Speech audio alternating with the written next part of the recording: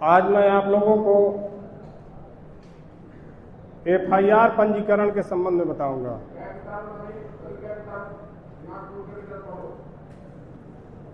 Police विभाग में FIR एक बहुत महत्वपूर्ण है। कोई पब्लिक का और कुछ जाने चाहे ना जाने, एफआईआर जरूर जानता है। जानते हैं लोग? और पुलिस का हथियार भी यही है। बात बात में सभी लोग कहते हैं कि एफआईआर कर देंगे। तो पुलिस के पास दो महत्वपूर्ण चीजें हैं। एक पहला एफआईआर और दूसरा गिरफ्तारी। तो एफआईआर क्या चीज होती है? एफआईआर किस कानून के तहत दर्ज होता है? ये तमाम लोगों के मन में प्रश्न उठते हैं। ये किताब में नहीं है, मैं व्यक्तिगत रूप से इसको बनाया हूँ कप्तान साहब के कहने पर कि आप लोगों को अच्छा ट्रेनिंग दिया जाए। तो इसमें काफ़ी मेहनत किया गया कि एफआईआर क्या है। लिखा है स्क्रीन पर। एफआईआर का मतलब फर्स्ट इंफॉर्मेशन। क्या मतलब? तो हर आदमी के मन में प्रश्न उठता है कि एफआईआर क्या है। तो एफआईआर की परिभाषा धारा 2(6) में दी गई। अभी यहां 60 में लिखा गया है। इसको बृहद नीचे इसका परिभाषा लिखा गया है। प्रश्न उठता है ना कि एफआईआर क्या है। दूसरा प्रश्न उठता है कि एफआईआर कौन दर्ज करा सकता है प्रश्न ना, कि कौन दर्ज करा सकता है। तो एफआईआर पीड़ित व्यक्ति का मतलब समझ रहे हैं आप लोग? क्या? जिसके साथ घटना घटित हुई है। तो एक पीड़ित व्यक्ति जाके एफआईआर दर्ज करा सकता है। दूसरा घटना को जानने वाला। दूसरा कौन? घटना को जानने वाला। अरे कैसे बैठे हो, कुछ बोला करो, अगर पूछे तो। कुछ दूसरे भाषा में नहीं ना बोल रहे हैं। पहला जिसके साथ, दूसरा, तीसरा पुलिस। अब पूछोगे कि पुलिस क्यों करेगी भाई? घटना घटित हुआ है तो मान लीजिए आपके साथ घटना घटित हुआ तो आपने एफआईआर दर्ज करा दिया। अगर आप एफआईआर दर्ज कराने की स्थिति में नहीं है तो आपका कोई परिजन या कोई परिचित व्यक्ति एफआईआर जाकर के दे सकता है। सही है? अगर कोई ऐसी घटना हो जाती है जहां कोई एफआईआर दर्ज कराने वाला ही नहीं है तो ऐसी स्थिति में पुलिस दर्ज कराए। ये चाहे हत्या की हो, चाहे कोई पत्थरबाजी की हो, दो पक्ष आपस में पत्थरबाजी कर लिए, कोई थाने नहीं आ रहा, तो क्या मुकदमा नहीं लिखा जाएगा? लिखा जाएगा। और कौन लिखाएगा? पुलिस लिखाएगी। तीसरा, एफआईआर का प्रार्थना पत्र कौन लिखता है? अभी हम लोग गांव देहात से आए हैं, कोई बहुत बड़ा यूनिवर्सिटी से नहीं आता है। गांव में अभी तमाम चर्चाएं हैं। हम लोग भले ही कानून का, संवेदनशीलता का तमाम पाठ पढ़ाते हैं, लेकिन वास्तविक स्थिति तो यही है कि अभी भी बिना किसी प्रधान को, बिना किसी वकील को, बिना किसी थाने से परिचित व्यक्ति को लेकर के पुलिस के पास पीड़ित नहीं जाता है। तो ये गलतफहमी निकालना है कि एफआईआर का प्रार्थना पत्र कोई भी व्यक्ति लिख सकता है। ठीक है? कोई भी व्यक्ति लिख सकता। अब ये कैसे लिखा जाएगा इसका भी प्रारूप इसमें है, हम दिखाएंगे। लोग जानते ही नहीं हैं, कोई बताता ही नहीं है, इसलिए लोगों को पूरी नौकरी जानकारी नहीं मिल पाती है। बहुत कठिन चीज नहीं है, बहुत आसान चीज है, लेकिन एक तो कानून की किताब में पढ़ने में नहीं आता। ये समझ में आ रहा है? तेज बोलो यार, लग रहा है कि। तो ये एफआईआर का प्रार्थना पत्र कौन दे सकता है? कोई भी व्यक्ति दे सकता है। एफआईआर के प्रार्थना पत्र में कौन कौन सी बातें आवश्यक है? घटना की सूचना कौन दे रहा है?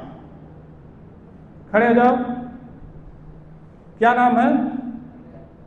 विनय। ये कौन दे रहा है? तो ये विनय दे रहे हैं। तो विनय का नाम, पिता का नाम, पूरा पता, थाना और जिला होना चाहिए ना। तो ये कौन दे रहा है? घटना कब हुई?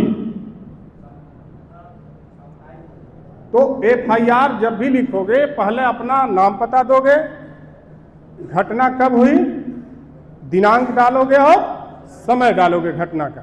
ठीक है? समझ में आ रहा है पीछे? अब उसके बाद घटना कहां हुई? घटना होना चाहिए ना भाई। अगर नहीं लिखोगे तो पुलिस कहां जाएगी? आपको घटना का स्थान लिखना पड़ेगा। घटना क्या हुआ? मारपीट हुआ, कोई पैसा छीन लिया, क्या घटना हुई उसका विवरण लिखना है। उसके बाद घटना में कौन सी संपत्ति गई। जैसे मोबाइल कोई छीन के लेके चला गया तो आपको लिखना है संपत्ति के बारे में। ये एक महत्वपूर्ण चीज है, घटना को किसने देखा। तो अगर जिसने देखा है चश्मदीद गवाह, उसका नाम इसमें दर्ज करेंगे। ठीक है? तो ये एफआईआर में आवश्यक बातें कौन कौन सी बातें लिखी जाएगी। एफआईआर किन किन माध्यमों से दर्ज कराया जा सकता है? पहला, थाने पर। कहां? दूसरा, डाक से सूचना दी जाती है। अगर आपकी एफआईआर थाने पर दर्ज नहीं होती है तो आप अपने प्रार्थना पत्र को जो है रजिस्टर्ड डाक द्वारा पुलिस अधीक्षक महोदय के यहाँ दे सकते हैं। तो पहला क्या हुआ? दूसरा क्या हुआ? तीसरा, इलेक्ट्रॉनिक संसूचना। इलेक्ट्रॉनिक संसूचना जैसे व्हाट्सएप पर, ईमेल पर आप ये सूचना भी दे सकते हैं, लेकिन 3 दिन के अंदर वहां पहुंच करके आपको उस पर हस्ताक्षर बनाना पड़ेगा। नीचे लिखा है। ठीक है? ये भी 60 चल रहा है। आपके प्रश्नों का जो प्रश्न मन में उठते हैं जनता के या पुलिस के, ये उसका चल रहा है। फिर न्यायालय द्वारा कैसे? अगर थाने पर नहीं लिखा जाता है, पुलिस अधीक्षक महोदय के यहाँ नहीं लिखा जाता है, तो फिर आप अपनी एफआईआर न्यायालय के आदेश से भी दर्ज करा। क्लियर है? अब ये आया एफआईआर बीएनएसएस की किस धारा के अनुसार लिखी जाती है। एफआईआर पूरी तरीके से याद कर लो, बीएनएसएस की धारा 173 के अनुसार। किस धारा के अनुसार? 173 बीएनएसएस, भारतीय नागरिक सुरक्षा संहिता 2023 नहीं याद है। अब ये एफआईआर दर्ज कराने के बाद वादी को, जिसने सूचना दिया, उसको एफआईआर की एक प्रति निःशुल्क दी जाएगी। थाने से जो मुकदमा लिखाता है उसको एफआईआर की एक कॉपी दी जाती है, उसका कोई शुल्क नहीं लिया जाता है। एक एफआईआर की सूचना देने का प्रकार, एफआईआर की सूचना लिखित का मतलब समझ रहे हो आप? प्रार्थना पत्र पर। मौखिक का मतलब जुबानी जा करके आप दिए। और तीसरा इलेक्ट्रॉनिक संसूचना द्वारा। तो आप ईमेल के माध्यम से, व्हाट्सएप के माध्यम से आप सूचना दे सकते हैं। तो किन किन माध्यमों से देंगे? सूचना। महिला संबंधी अपराध में एफआईआर की प्रक्रिया क्या है?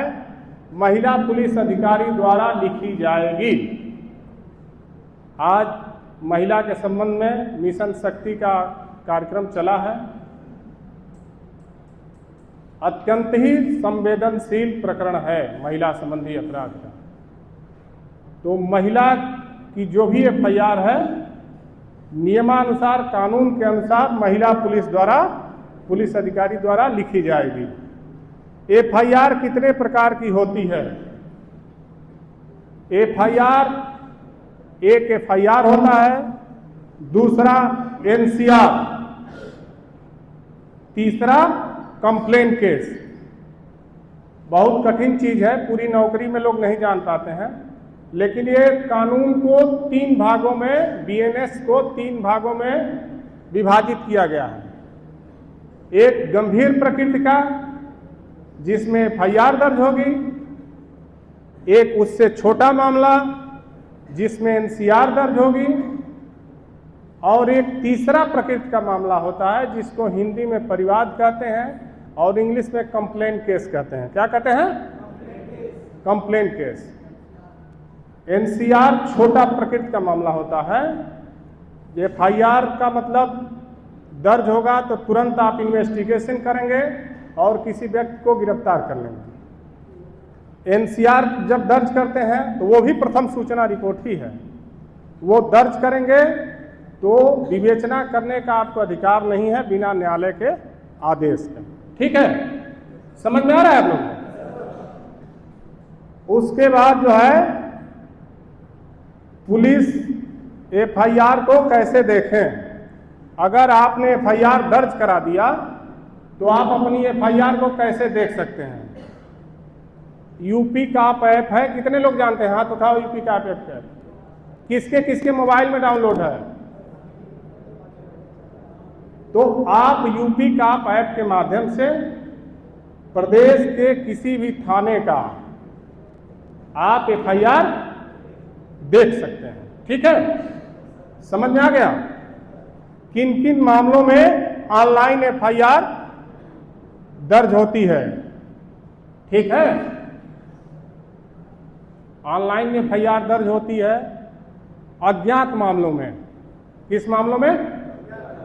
अज्ञात, जैसे अज्ञात चोरी हो गया, आपका मोबाइल चोरी हो गया, आप नहीं जानते हैं किसके खिलाफ किसने चोरी किया, तो आप ऐसे मामलों में ऑनलाइन एफआईआर, ई-एफआईआर कहते हैं। क्या कहते हैं? Electronic e-FIR. तो आपका मोबाइल खो जाए तो आप ई-एफआईआर के माध्यम से एफआईआर दर्ज करा सकते हैं। कोई डॉक्यूमेंट खो जाए, पर्स खो जाए, ठीक है। अब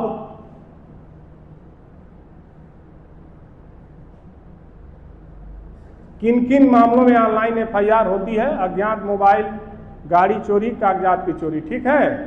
कंप्लेंट केस का एफआईआर कैसे दर्ज करें? न्यायालय में बात दायर करके, ठीक है।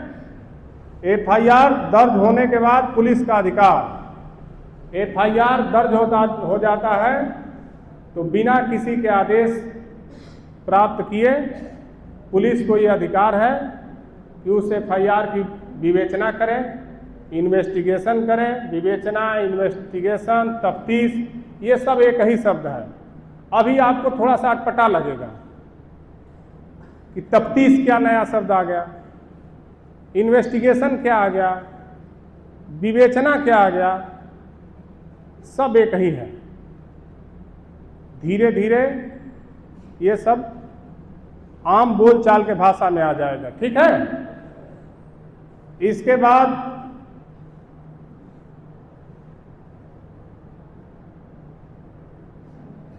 एफआईआर दर्ज होने के बाद पुलिस का अधिकार विवेचना और गिरफ्तारी का, एफआईआर का प्रार्थना पत्र लिखने का तरीका, ये नीचे एप्लीकेशन फॉर्म है, केवल आपको उसमें नाम पता भरना है। ठीक है, उसके बाद सीसीटीएनएस के माध्यम से एफआईआर पंजीकरण की प्रक्रिया, नीचे उसके 15 बिंदु हैं, 15 बिंदु इसमें दिखाए गए। एफआईआर क्या है? किसी संज्ञेय अपराध के घटित होने पर पुलिस को दी गई लिखित मौखिक सूचना एफआईआर है। क्या है? कोई अपराध घटित होता है, दिख रहा है? कोई अपराध घटित हुआ, जैसे गांव में कोई मारपीट हो गई, अपराध घटित हो गया।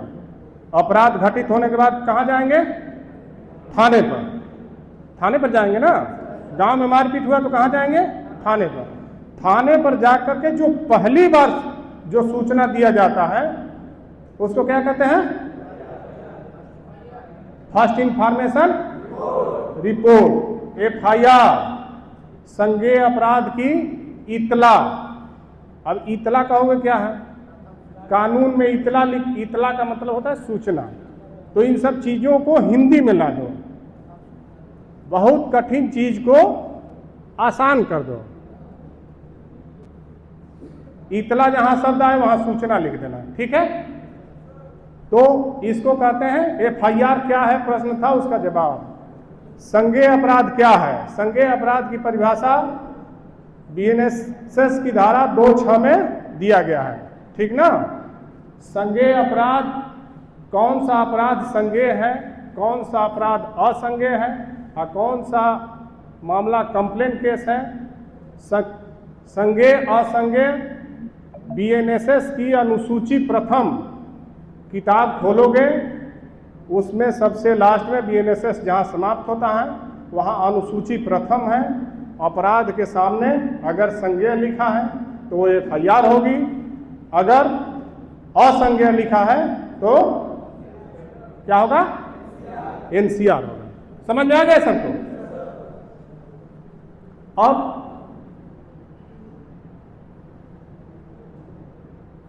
प्रथम सूचना रिपोर्ट 3 प्रकार की होती है, संज्ञेय, असंज्ञेय, कंप्लेंट। ये तीनों बता ही दिए हैं।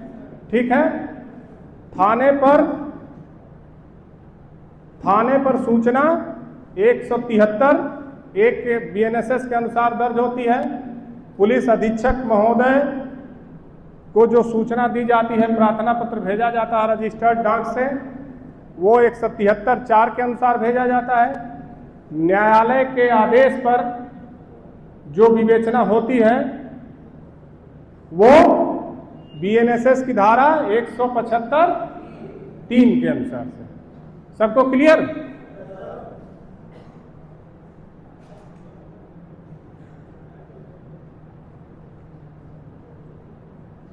संज्ञेय अपराध बीएनएसएस की धारा 173 के अनुसार दर्ज किया जाता है। अब ये देखो, ये किताब की भाषा है। ये क्या है? किताब की भाषा है। ठीक ना। जो आपके किताब में लिखा होगा वो जो था वो मैं आप लोगों को आसानी से बताने के लिए वो प्रश्न उत्तर और अन्य चीज़ों को मैं बनाया था। ये किताब में फिर वही चीज़ आएगा कि संज्ञेय अपराध के किए जाने से संबंधित प्रत्येक इतिला उस क्षेत्र पर विचार किए बिना जहां अपराध किया गया है, मौखिक रूप से इलेक्ट्रॉनिक संसूचना द्वारा पुलिस थाने के भारसाधक अधिकारी को दी जा सकेगी। वही चीज़ कि अगर अपराध होता है, आपके गांव में कोई अपराध होता है, एकदम इजी समझो इसको। भोजपुरी जानते हो तुम लोग? समझ जाओगे। तो गांव घर में कोई अपराध घटित भइल, कोनो मारपीट भइल तो थाने पर जाके सूचना दिला, का है एफआईआर। अब इसमें कौन सा फ्रेंच नहीं ना जानना है, इसको एकदम अपनी भाषा में समझ लो इसको, पूरा नौकरी नहीं भूलेगा, नौकरी भी नहीं भूलेगा। और वर्दी पहन के गांव में जाओगे तो लोग पूछते भी हैं, क्या करते हैं, सिपाही जी आई हुए तनी उनका से लिखवा लो एप्लीकेशन, तो पता चला सिपाही जी खुदे न जानते है ऐसा। नहीं जानोगे तो कैसे बताओगे? सही है, तो जानना चाहिए ना आप लोगों को। अब ये दूसरा चीज लिखित रूप से, ठीक है, दिख रहा है सबको। तीसरा है महिला संबंधी अपराध। क्या है? महिला संबंधी अपराध की सूचना महिला पुलिस अधिकारी द्वारा दर्ज किया जाएगा, ठीक है।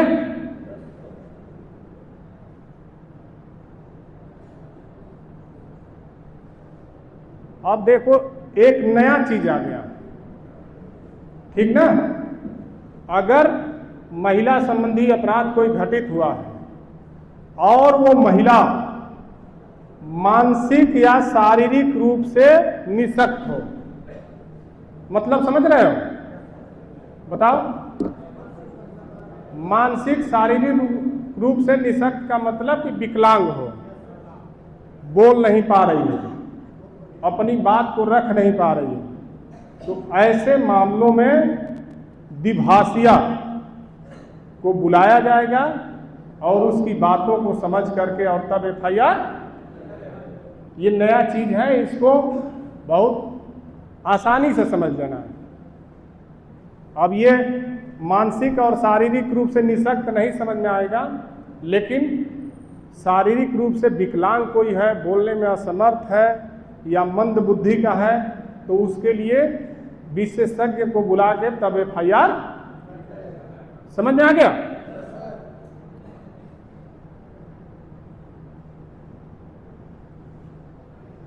ये महिला संबंधी अपराध जो भी दर्ज होंगे, बलात्कार का मामला या अश्लील हरकत का मामला, उन मामलों में जो है महिला का कथन मजिस्ट्रेट के यहाँ दर्ज कराया जाएगा। कहाँ दर्ज होगा? जो पहले 164 का बयान था, अब वो धारा बदल, पुराने लोगों से पूछोगे तो वो 164 बताएंगे। क्या बताएंगे? 164। एफआईआर दर्ज पूछोगे तो 154 सीआरपीसी बताएंगे। तो आपको पीछे जाना ही नहीं, क्योंकि कानून बदल गया है। आपको सीधे 173 याद रखना है और 183। 183 के तहत महिला का जो है मजिस्ट्रेट के यहाँ बयान अंकित कराया जाएगा। उसके बाद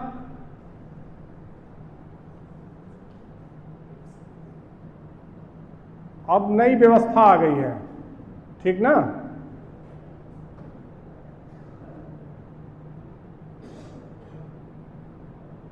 एक नई व्यवस्था आ गई है,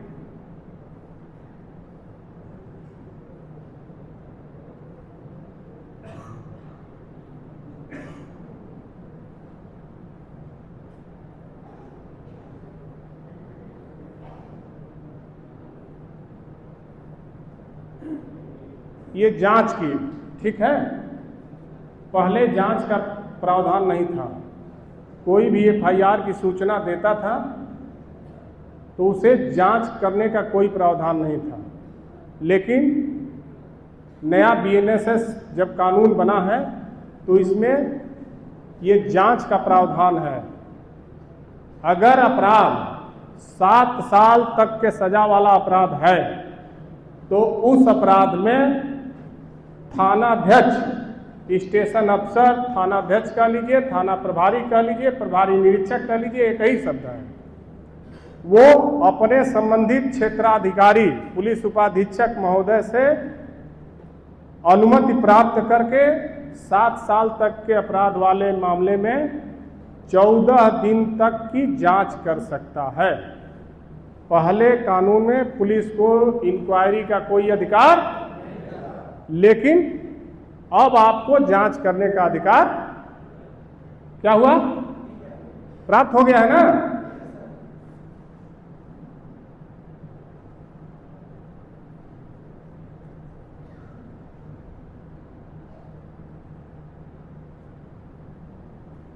अब ये जो पॉइंट बताए हैं कि अगर आपकी एफआईआर दर्ज नहीं होती है तो आप रजिस्टर्ड डाक द्वारा माननीय न्यायालय को अपना एफआईआर दर्ज करने के लिए परिवाद दायर कर सकते हैं। क्या करेंगे?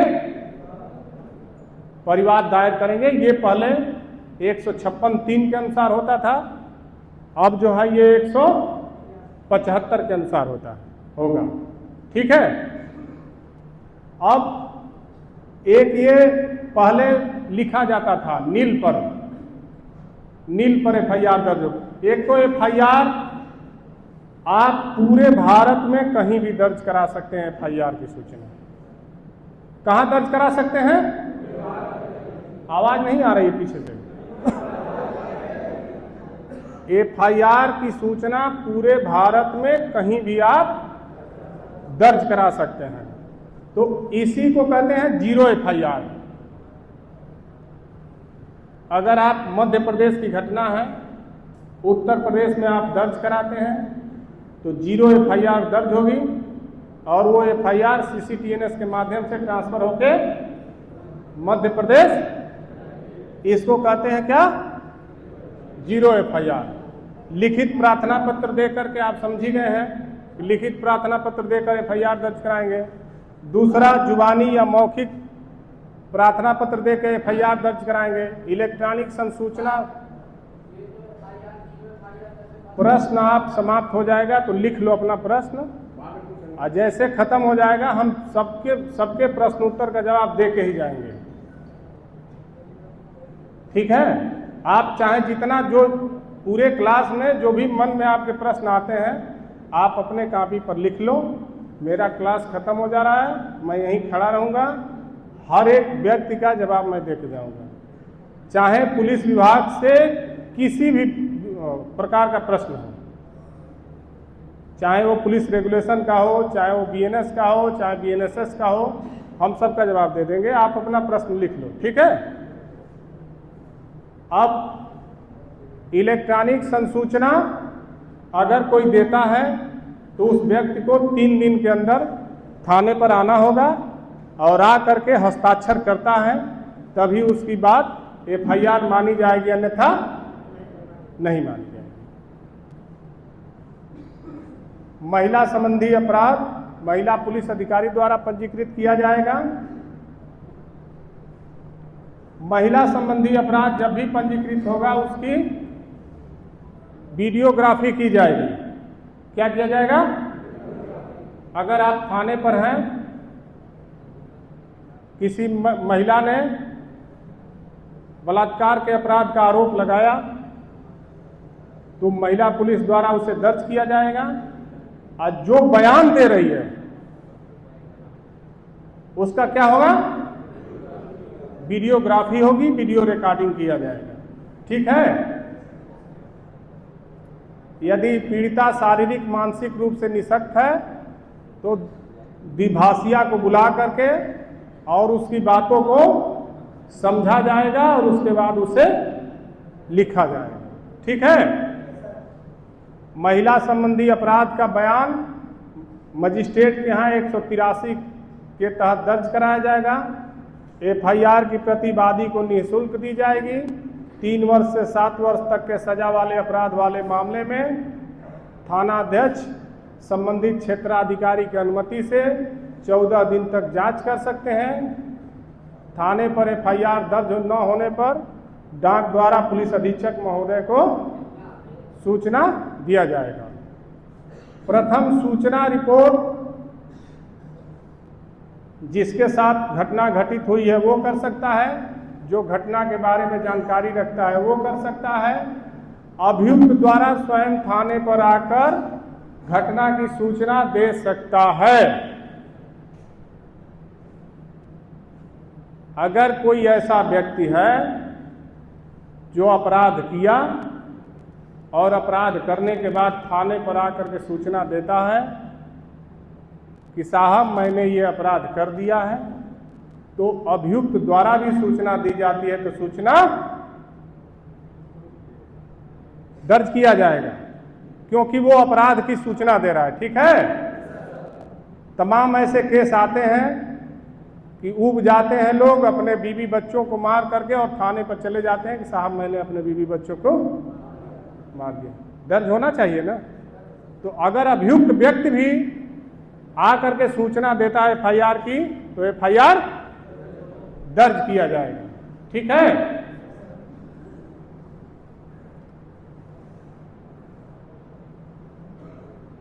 पुलिस द्वारा उन अपराधों में जिनमें उनके द्वारा किसी व्यक्ति को अपराध करते पकड़ा जाता है, यदि रिपोर्ट लिखित है और बिंदु छूटा है तो प्रश्न उत्तर कर पूर्ण किया जाएगा। अगर कोई व्यक्ति, आप थाने में नियुक्त हैं, हेड मुहर्रिर नियुक्त है, कांस्टेबल मुहर्रिर नियुक्त है, अगर कोई व्यक्ति एफआईआर की सूचना लाता है और उसमें घटना स्थल नहीं लिखा है, तो आप उसके लिखित प्रार्थना पत्र का तो एफआईआर दर्ज करेंगे और उससे प्रश्न करेंगे कि घटना कहाँ घटित हुई।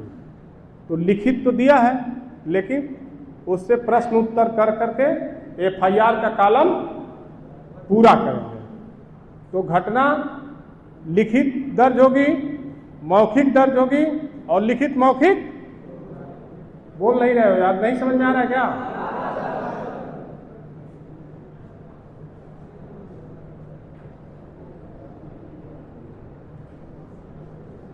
रिपोर्ट करने में यदि विलंब हुआ तो पूछकर विलंब का कारण लिखा जाएगा।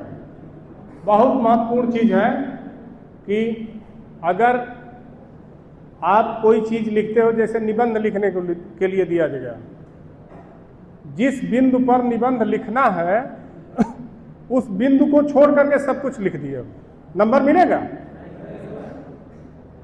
तो आपको घटना का मोटिव लिखना पड़ेगा, घटना किस कारण से हुई, ठीक ना? और घटना में देरी, अगर कोई अपराध 5 दिन पहले हुआ और सूचना 5 दिन बाद दिया जाता है थाने पर, तो सूचना देने वाले से विलंब का कारण पूछेंगे। क्या पूछेंगे? अभी पेपर में, पता नहीं आप लोग जानते हो कि नहीं, शाहगंज में एक लड़के को गोली मारे सब जो है, और प्राइवेट हॉस्पिटल में ले गए इलाज कराने के लिए, नहीं ठीक हुआ, तो 1 दिन बाद गोली मारने की सूचना थाने पर दिए। तो अगर कोई लेट जा करके सूचना देता है तो उससे कारण पूछा जाएगा कि घटना क्यों विलंब से सूचना घटना दे रहे हो, घटना की सूचना विलंब से क्यों दे रहे हो। ठीक है। और यदि अपराध में संपत्ति चोरी लूटी गई है तो पूछकर उसका विवरण दर्ज किया जाएगा। यदि प्रार्थना पत्र में गवाहों का नाम नहीं लिखा है तो उससे पूछा जाएगा कि घटना में अगर कोई गवाह हो तो आप बताइए, घटना को किसी ने देखा हो तो आप बताइए। प्रार्थना पत्र में अभियुक्त का नाम पता सही लिखा है तो पूछकर लिखा जाए। अगर अभियुक्त का नाम पता पूरा नहीं है तो उससे प्रश्न उत्तर करके उसको पूरा कर लीजिए। ठीक है। अब आ गया एफआईआर माननीय न्यायालय में 175 बीएनएसएस के अनुसार दर्ज कराएंगे। ठीक ना। अब इसमें एक महत्वपूर्ण चीज है पुलिस के खिलाफ। पुलिस के खिलाफ भी एफआईआर दर्ज होती है, पता है आप लोगों को? हाँ, होती है ना। तो पहले अगर पब्लिक जाती थी कि पुलिस ने हमारे साथ अपराध किया है तो माननीय न्यायालय आपके खिलाफ भी एफआईआर दर्ज कराने के लिए आदेश दे देती थी। लेकिन नया प्रावधान 175(4) कौन सा पॉइंट? 175(4) ये जो पॉइंट पीला वाला है दिख रहा है सबको, ये बहुत महत्वपूर्ण चीज है कि अगर लोक सेवक कर्तव्य के दौरान है और उसके खिलाफ अगर कोई न्यायालय में उसके विरुद्ध मुकदमा लिखाने के लिए जाता है तो माननीय न्यायालय पहले उस कर्मचारी के वरिष्ठ अधिकारी से रिपोर्ट प्राप्त करेगी और उस मामले का विचारण करेगी, तब उसके बाद जो है आपके खिलाफ मुकदमा पंजीकृत करने का आदेश दे सकती है या खारिज कर देगी। तो ये आपके बचत का कॉलम है। अभी कई मामले हुए, अभी मड़ियाहों का एक मामला दो तीन दिन पहले आया है, जिसमें पुलिस वाले के खिलाफ बिना प्रोसेस पूरा किए ही FIR दर्ज करने का आदेश हो गया है। तो अगर ऐसे हो जाता है तो तुरंत आप माननीय न्यायालय को अवगत कराइए। इसमें रिपोर्ट प्राप्त करने के बाद ही लोक सेवक के खिलाफ मुकदमा दर्ज करने का आदेश होगा। समझ में आ रहा है? तो ये 175(4) है। अब यही FIR पुलिस रेगुलेशन में किस पैरा के अनुसार लिखा जाता है? पढ़ाया गया है?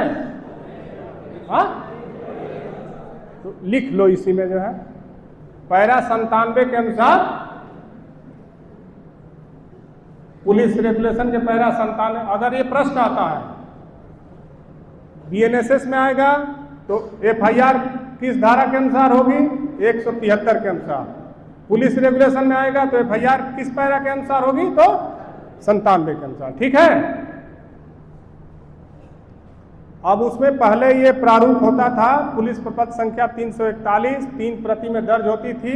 अब इस समय नहीं है, अब ये CCTNS पर दर्ज होता है, ऑनलाइन FIR दर्ज होती है। ठीक है। चूंकि पुलिस रेगुलेशन 1860 का है, इसलिए अभी ये पुराना रेगुलेशन पुराना है। तो आपको इस पे नहीं जाना है, आपको कहाँ जाना है? BNSS पे जाना है। 173 BNSS में जो प्रावधान है वो FIR की प्रक्रिया। ठीक है। अब देखो आप लोग, ये सबसे महत्वपूर्ण चीज है। ये क्या है? सो रहे हो तुम लोग? क्या लिखा है? पढ़ के बताओ।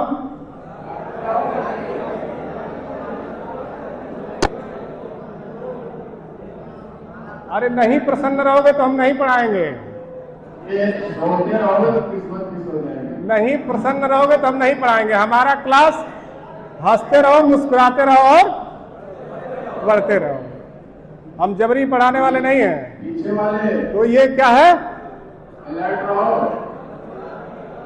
आप देखो, ये महत्वपूर्ण चीज है। पूरी नौकरी लेकिन बीत जाती है, ये नहीं जान पाते हैं लोग। अत्यंत महत्वपूर्ण चीज है। 4 लाइन का है। जैसे 4 लाइन का कमांड ग्राउंड में जो सीखते हो, पूरी नौकरी नहीं कोई बोल पाता है, उसी तरीके से ये 4 लाइन का तहरीर है। इसको पुलिस विभाग में तहरीर कहते हैं। FIR का प्रार्थना पत्र कह लो, ठीक ना, चाहे जो कह लो, ये सूचना देने का प्रारूप कह लो। हमने मेहनत करके आपको इसलिए बना दिया है कि आपको समझने में कहीं इसका कोई सिलेबस नहीं है। उत्तर प्रदेश पुलिस में मैं 3-4 पदों पे ट्रेनिंग किया, लेकिन कभी कोई इस तरह का क्लास नहीं चलाया गया। इसलिए मेरे मन में आया कि मैं चलाऊंगा और मैं आपको अच्छा सिखाऊंगा, क्योंकि मेरा व्यक्तिगत मानना है कि सीखने वालों की कमी नहीं है, इस विभाग में सिखाने वालों की कमी है। व्यक्तिगत रूप से ऐसा नहीं है, मैं गलत हो सकता हूं, ये मेरा व्यक्तिगत मानना है कि अगर ये सारी चीजें आपको 4 लाइन बता दिया जाए तो कोई ऐसा नहीं है जो तहरीर लिखाने ना जाएगा। कोई ऐसा है जो ना जाने? तो देखो, इसको समझो जो पीछे बताया हूं। सबसे पहले लिखा जाएगा सेवा में। ठीक है। जो भी थाना है, प्रभारी निरीक्षक महोदय लिख लो, चाहे थानाध्यक्ष, थाना और जनपद। महोदय निवेदन है कि, यहां क्या लिखोगे? नाम, पिता का नाम, गांव, थाना, जनपद, ठीक ना? ये एक कॉलम पूरा हो गया। कोई इसमें कोई बड़ी बात है? कोई बड़ी बात नहीं है। बड़ी बात इसलिए है कि किसी ने बताया नहीं है। बड़ी बात इसलिए है कि कोई बताया नहीं है, ठीक ना? अब इसके बाद कब हुआ, जो अभी ऊपर बताया मैंने, कब हुआ, तो इसका दिनांक डालोगे, फिर इसका समय डालोगे। ये क्या है? घटना होने का दिनांक है। दिनांक और समय, कहां से आप जा रहे थे, आपको आइडेंटिफाई करना पड़ेगा कि हम अपने घर से जा रहे थे या हम अपने इस क्लासरूम से जो है अपने बैरिक जा रहे थे कि रास्ते में क्वार्टर गार्ड के पास। तो जिस जगह घटना घटित हुई उसका स्थान, अगर अपने घर से कचहरी जा रहे हो तो कहाँ घटना हुई उस स्थान को लिखोगे। एक सेट पैटर्न है, ठीक ना? छोटा सा प्रारूप है, उसमें केवल आपको भरना है।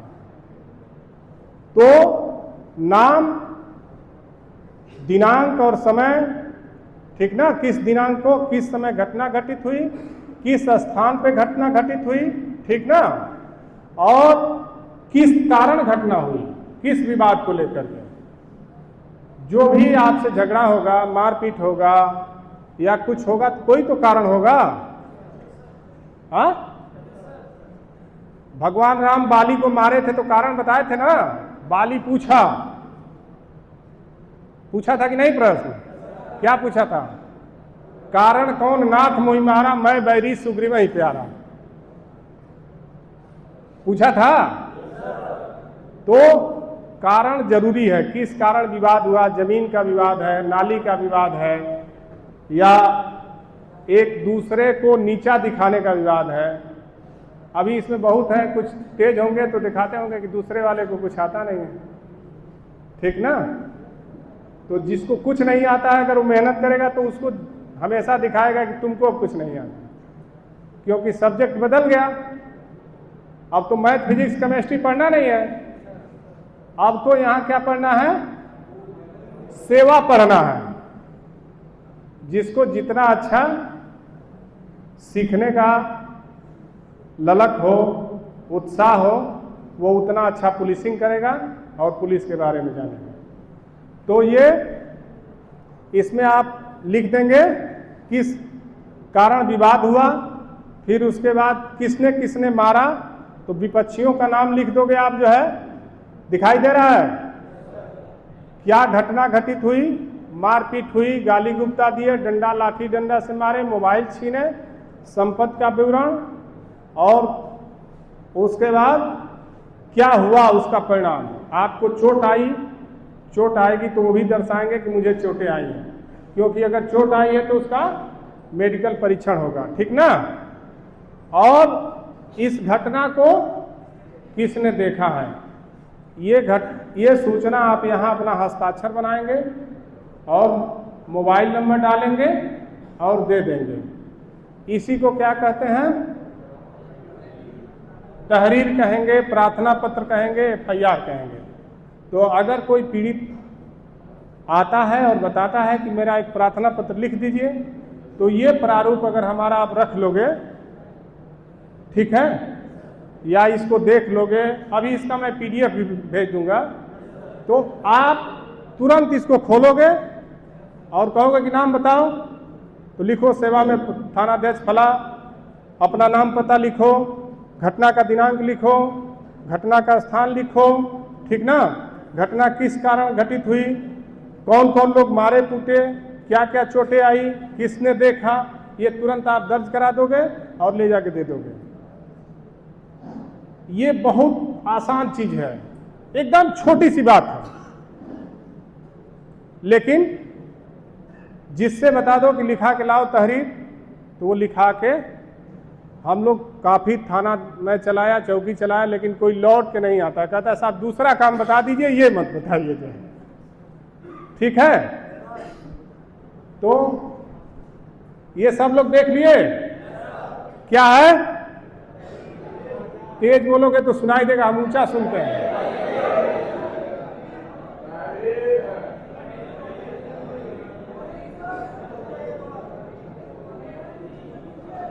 नीचे कर दें।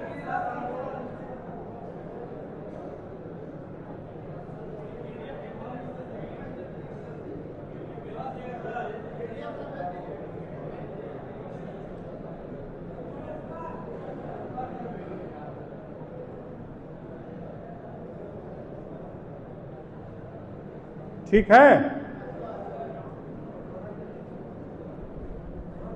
अभी इसका पीडीएफ हम दे देंगे, आप परेशान मत हो। अभी तो ये पहला क्लास है मेरा, ये पहला क्लास है। अब इसके बाद देखो ये सारी चीजें मैं बता दिया, ठीक ना। नाम पता कब हुआ, कहाँ हुआ, ठीक ना। प्रथम रूप सूचना रिपोर्ट थाना स्थानीय पर कैसे दर्ज की जाएगी, लिखित मौखिक दोनों, इलेक्ट्रॉनिक संसूचना द्वारा, ठीक ना। अब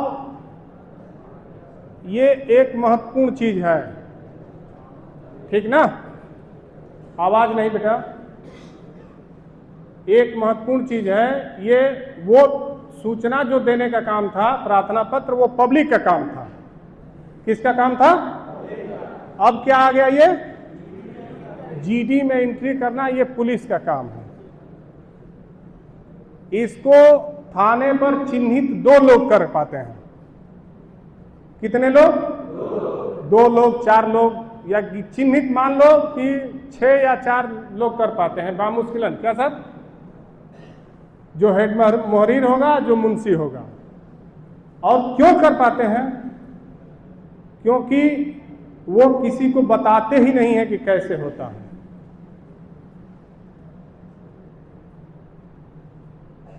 वो किसी को बताते ही नहीं है और न कोई देखने जाता है। तो ये अगर एफआईआर की सूचना आपको मिल गई तो जीडी में कैसे दर्ज होगा, ये इसका प्रारूप है। कोई इसमें बहुत चीजें नहीं है।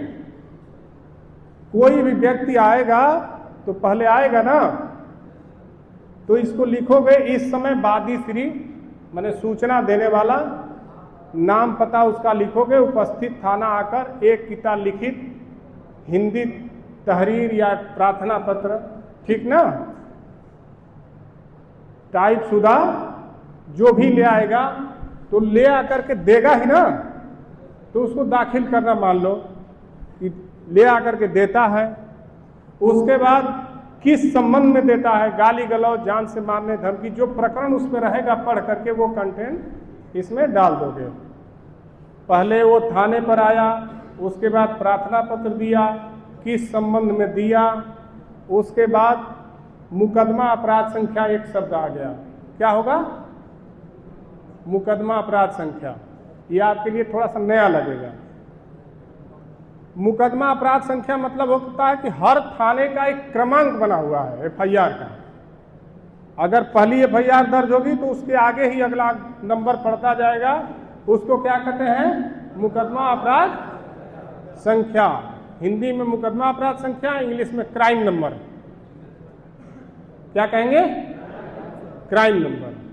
तो वो क्राइम नंबर पड़ जाएगा और उसके बाद ये यहाँ क्राइम नंबर पड़ जाएगा। जो तहरीर लिखी गई थी, तहरीर पढ़ने के बाद धारा जानना होता है। पुलिस में सबसे महत्वपूर्ण चीज होती है कि आप पहले तो तहरीर लिखाएंगे और उसके बाद कौन सी धारा लगी। अगर कोई एक झापड़ मार दिया, कौन धारा लगेगी? पहले 323 लगती थी, अब लग रहा है 115(2). तो अब आपको हम उसका बनाए हैं प्रारूप केवल एक लाइन में कि अगर कोई मारा पीटा तो कौन सा? 115(2). बस एक लाइन में लिखे हैं उन सब चीजों को। आपको बहुत ज्यादा भटकना नहीं है। हमको क्या करना है? तहरीर में ही समझना है। अगर कोई गाली दे दिया तो 352, अगर कोई मारा तो 115, अगर कोई धमकी दिया तो 351। इतनी ही शब्द हम लिखे हैं। चूंकि अन्य विशेष अगर पढ़ना है आपको तो किताब है ही है। तो ये धारा लगाना पड़ता है। अगला क्रमांक पड़ जाएगा, उसके बाद धारा लगेगा और उसके बाद ये जो प्रार्थना पत्र में दिया गया है, घटना का दिनांक, समय, सूचना जो जीडी को दाखिल करेंगे वो सूचना का समय होगा। घटना का समय तो प्रार्थना पत्र में लिखा गया है, और सूचना के समय जिस समय जीडी ऑनलाइन करेंगे वो समय क्या होता है? सूचना का समय होता है। फिर उसके बाद ये घटना स्थल लिखेंगे, किस गांव में घटना घटित हुई, थाने से उसकी कितनी दूरी है, उसका दिशा क्या है, वादी का नाम पता जो आवेदक है उसका नाम, फिर उसके बाद अभियुक्त का नाम पता लिखेंगे, फिर उसके बाद किसको विवेचना दे रहे हैं। मुकदमा पंजीकृत होने के बाद मुकदमे की विवेचना दिया जाता है, इन्वेस्टिगेशन, तफ्तीश, विवेचना जो कह लो, इसको लिख ही लो जो है, ठीक ना, कि ये कई शब्द है। और हम लोग विवेचना कहते हैं, इसी को पब्लिक इंक्वायरी कहती है। क्या कहती है? इंक्वायरी हो रहा है, ठीक ना। लेकिन अब उसके बाद अभियुक्त का नाम पता, विवेचक का नाम पता पंजीकृत किया गया, ये शब्द आएगा, उसमें डेली जराइम रवाना होगी, ठीक ना। इसका कोई मतलब नहीं है डेली सूचना जाएगी। आपको जराइम का मतलब ही परेशान होना कि जराइम जाएगी, ये शब्द लिखा रहेगा, रवाना होगी। तकमीला संबंधित रजिस्ट्रान किया जाएगा। तकमीला का मतलब जी चढ़ाया जाएगा, लिखा जाएगा। ये छोटे छोटे शब्द आएंगे और उसके बाद न कोई बताएगा ना समझ पाओगे, तो परेशान रहोगे कि तकमीला क्या है साहब, जराइम क्या है साहब, ठीक ना, संज्ञेय क्या है। तो इसमें बहुत परेशान होने की जरूरत नहीं है। इसको अपनी भाषा में उस शब्द का अर्थ लिख लो, हिंदी लिख लो। कोई थोड़े पूछ रहा है कि आप उर्दू ही बोलो जो है, ठीक ना। रजिस्ट्रान किया जाएगा आरटी सेट से। जब भी कोई एफआईआर पंजीकृत होती है तो उसकी सूचना आरटी सेट से जिला नियंत्रण कक्ष को दी जाती है। इतनी ही सब कॉलम, ये कॉलम ऐसे ही सेम टू सेम रहता है। ऊपर केवल वादी का नाम, प्रतिवादी का नाम, घटना स्थल, धारा चेंज हो जाएगा और ये जीडी में क्या हो जाएगी, कायमी हो जाएगी। इसके बाद वो थाने का अत्यंत ही महत्वपूर्ण व्यक्ति हो जाता है, मुंशी या हेड मुहर्रिर। समझ गए आप लोग? कोई इसमें बहुत बड़ी बात है? बहुत छोटी सी चीज है, लेकिन जब देखे ही नहीं हो तो करोगे कैसे, है प्रश्न। अब इसके बाद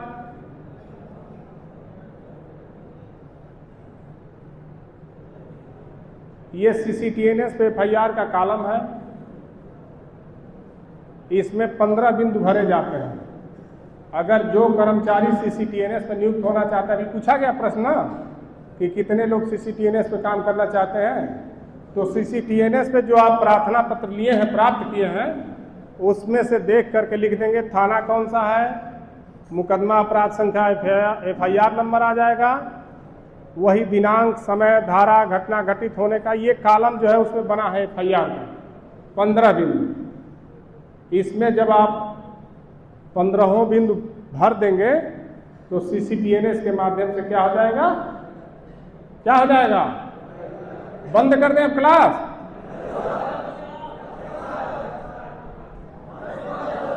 अच्छा ठीक है। अब ये 15 बिंदु है। पहला प्रार्थना पत्र आप ले लिए, उसके बाद जीडी में अंकन आप सीख लिए हैं, फिर उसके बाद ये सीसीटीएनएस पर क्या हो गया, एफआईआर निकाल दिए। पहले जीडी में दर्ज होगा, उसके बाद सीसीटीएनएस के बाद एफआईआर निकलेगा, फिर उसके बाद क्राइम रजिस्टर नंबर 4 पे अंकित होगा। एक रजिस्टर नंबर 8 होता है महत्वपूर्ण, रेगुलेशन बताएंगे तो बताएंगे उसके बारे में। अब माल मसरूका रजिस्टर हो गया। इलेक्ट्रॉनिक एफआईआर के बारे में आपको बता दिए हैं कि अगर किसी की मोबाइल, आवाज़ नहीं, अगर किसी की मोबाइल गुम हो जाती है, कोई अज्ञात चीज़ चोरी हो जाता है, तो पुलिस ही अपना नहीं कर पाती है, तो एफआईआर आप तुरंत कर दीजिए, आपके पास प्रमाण रहेगा। ठीक है। यूपी का ऐप है, इसको आप डाउनलोड कर लीजिए। किसी भी घटना को जो है आप अपने बैठे देख सकते हैं और उसका प्रिंट आउट कर सकते हैं। नहीं जानकारी हो तो एक दिन हम यहीं क्लास लगाएंगे, सब सबका मोबाइल मंगाएंगे और सबको डाउनलोड करा देंगे यूपी का पर। ठीक है, अब देखो ये दृष्टांत है, ठीक ना। मैं आवाज नहीं बेटा, मैं थानाध्यक्ष अहरौरा नियुक्त था और एक आदमी ने सूचना दिया कि बरबकपुर पुलिया के पास विस्फोटक पदार्थ रखा गया है टेलीफोन पर। मैं उतनी ही सूचना प्राप्त करके जब मैं वहां गया तो कोई आदमी नहीं मिला, विस्फोटक मिल गया। उतनी ही सूचना मैं दर्ज किया और उसकी वॉइस मेरे मोबाइल में रिकॉर्ड थी और उस वॉइस के माध्यम से वो अभियुक्त पकड़ा गया। वो अपने किसी विपक्षी के मैगजीन वाले को, कोई मिर्जापुर का रहने वाला है इसमें, तो ये हरौरा की घटना है। वो एक मैगजीन वाले को पकड़वाने वाला था, इसलिए जो है वो दूसरे की सूचना दिया। उतनी ही वॉइस के माध्यम से वो पकड़ा गया और उतनी ही मैंने सूचना भी दर्ज किया था। तो सूचना जैसे आए उसी प्रकार के दर्ज करिए, ये नहीं कि आप दूसरा चीज लाइए, ये लिख के लाइए, चाहे ये प्रोसीजर नहीं। अब जब खुलेगा तो अच्छा से बढ़िया से होगा। एक दूसरा दृष्टांत है कि मैं चौकी इंचार्ज डाला था, ठीक ना। एक फैक्ट्री में से सुरक्षा अधिकारी ने चोर को भी पकड़ा और चोरी का सामान भी पकड़ा और थाने ले आया। जब थाने ले आया तो सभी लोग परेशान हो गए कि साहब ये तो इसकी एफआईआर दर्ज होगी तब न माल बरामद होगा। जो एक पुलिस में पैटर्न है कि पहले एफआईआर दर्ज होगी, उसके बाद जो है विवेचना होगा, तब चोर पकड़ा जाएगा, तब माल बरामद होगा। लेकिन ऐसा नहीं है, प्राइवेट व्यक्ति को भी गिरफ्तारी का अधिकार प्राप्त है। हम गिरफ्तारी जब पढ़ाएंगे तो उसके बारे में बताएंगे। तो वो सूचना देने वाला आवेदक चोर को भी ले आया और चोरी के माल को भी ले आया। उसी के तरफ से मुकदमा भी दायर हुआ, मुलजिम भी दाखिल हुआ और चोरी का माल भी दाखिल हुआ। अगर आप ये नहीं करते हैं तो आप जब चोरी का माल थाने आ गया, मुलजिम थाने आ गया, तो आप अगर दूसरे जगह से उसकी गिरफ्तारी दिखाते हैं तो आपकी गिरफ्तारी गलत हो जाएगी। क्योंकि आज के परिवेश में हर जगह सीसीटीवी लगा हुआ है, कैमरा लगा हुआ है। तो अगर आप कानून को जानेंगे तो सही तरीके से दर्ज करा देंगे, और कानून नहीं जानेंगे तो आप जो है पुराने पैटर्न पर जो बताएगा, जो जिस माध्यम से बताएगा उसी माध्यम से दौड़ते रहेंगे। तो सबसे अच्छा मित्र आपकी किताब है, ठीक ना। अच्छा से सूचना पंजीकरण में परिवर्तन न किया जाए, ठीक ना। अब ये नीचे है बीएनएस की कौन कौन सी धाराएं एफआईआर है। ये बहुत अच्छा लंबा चैप्टर है, इसके लिए अलग से मैं बताऊंगा और सबको छांट के मैं अलग कर दिया हूं, ठीक ना। तो आपको बहुत परेशान नहीं होना है। ये मेरा वीडियो भी, ये जो अभी मैं बोला हूं, ये मेरे चैनल पे आ जाएगा, ठीक ना। इंस्पेक्टर मनोज ठाकुर इसीलिए बना दे रहा हूं कि अगर कोई चीज़ यहाँ न सुन पाओ, जैसे ये सो गया था, सो गए थे ना, सही बताओ कितना रोटी खाए हो? तो ज़्यादा खाओगे तो नींद आ जाएगी जो है। ये तो एक दिन का है, कुछ लिखना नहीं ना इसमें। हाँ, अब अगर किसी को कुछ प्रश्न करना है तो अपने जगह पे खड़े हो जाओ और आकर के यहाँ पूछ लो, सबका जवाब हम देंगे जो है। हाँ, पीडीएफ मैं भेज दूंगा, कोई एक लड़का आ जाए। ये कौन सा वो कमांडर है? अच्छा, हम सबको दे देंगे, परेशान ना हो, अभी रहना है और हमें भी रहना है, ठीक ना। जाओ, मस्त रहो, हंसते रहो और पढ़ते रहो।